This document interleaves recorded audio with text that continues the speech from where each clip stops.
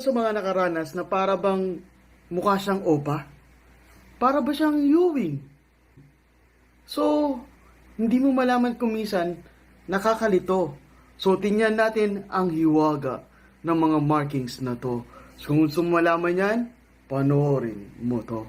Babalik na naman tayo dito sa The ITV, dito sa bago sa akin channel. Please like, comment, and subscribe. Hit mo na rin yung notification bell para lagi ka updated sa mga video natin. So, pakilala muna ako, I'm Luigi. Pwede mo tawagin EG, pwede rin Bogs. Pwede mo pagsamahin EG Bogs para close lang tayo kwentuhan, usapang ibon lang, no? So, ngayon pag-usapan natin, guys, yung mga markings na yung mga ibon na para bang may mga nakakalitong markings. So, eto, mula dito sa mga conversation namin ng mga kaibigan ko na marunong na rin naman talaga mag-ID ng ibon. Pero para bang napagkukwento namin na itong ibon na to parang nakakalito. So, gusto ko i-share sa inyo, baka may matutunan kayo, may pulot kayo dito sa mga storyang ito or doon sa mga usapan na nangyari sa atin, no? So, ngayon, ang una dyan is yung ibon ni Dalin. So, isa to sa mga kaibigan ko dito sa Binyan na nag-iibon din, na may pinakita siya sa aking ibon. So, ang tanong niya sa akin, G, tingnan mo yung ibon ko. Sabi niya sa akin, Ewing ba to? So, yun. So, chinat niya sa akin itong picture na to. And, nung nakita ko yung ibon, sabi ko parang Ewing ah.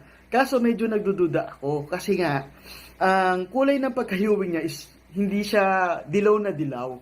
Kumbaga, ang pagkakulay niya is parang yellow-green. So, ang sagot ko lang sa kanya, pag kulay dilaw ang dibdib niyan, sure ball ako Ewing yan. So, hindi ko siya sinagot na diretso na Ewing yung ibon mo yan. Ang sagot ko lang sa kanya, pag kulay dilaw ang dibdib niyan, is Ewing yan. Kasi nga, di ba, ang Ewing, kung ano yung kulay ng kapa, yun din ang kulay ng dibdib niya. So, pinasa niya isang picture na nakaharap yung ibon. So, ito yung picture ng ibon na nakaharap siya. So, nung tinignan namin, so kulay green siya. To be honest, yung ibon pa nga is kulay olive. So, ngayon, nung tinitingnan namin yung dibdib, miski siya, tinignan din niya, personally, hindi siya kulay dilaw. Or kahit light yellow, hindi ganun eh.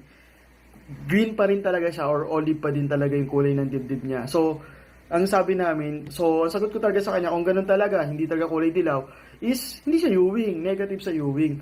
Pero, ang sagot ko naman